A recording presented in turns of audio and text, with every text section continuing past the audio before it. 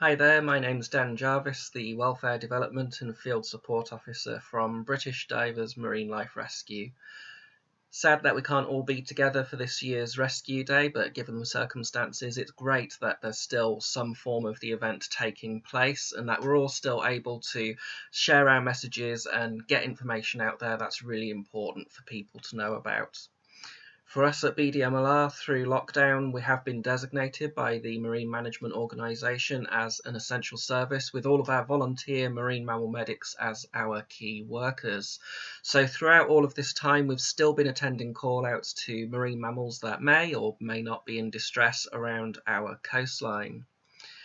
Now, last year in 2019, throughout the whole country, for the whole year, we had 1,916 call-outs. That's our busiest year on record again, for at least the fourth year in a row.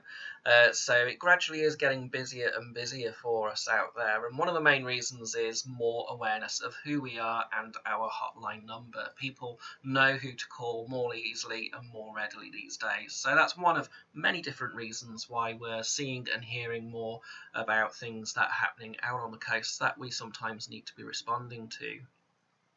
Now, this year, by comparison, even though we have had lockdown and fewer people on our beaches, it still has been a busy year for us. Up until the end of April, we'd had nearly 700 call-outs, and compared with 2019, over that same period of time, we'd had about 650 call-outs. So we're a fair bit ahead of this time last year, and it could well be another record year for us. Might very well break that 2,000 barrier on the total number of call-outs nationally. We'll have to wait and see where we are by the end of the year on that, to be sure, of course.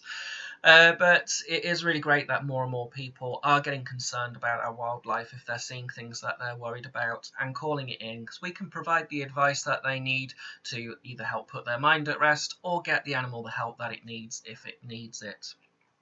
So thank you to all of our volunteers who have been doing an amazing job so far this year, following all the new protocols that we had to introduce quite quickly when lockdown began, so that we're able to carry on attending using as many safe practices as we possibly could to keep everybody safe. Here's hoping that next year we'll all get to meet in person. Thank you very much for your support, and if you do want to find out more about who we are, you can visit our lovely new website that we relaunched a few weeks ago, www.bdmlr.org.uk, full of lots of new information.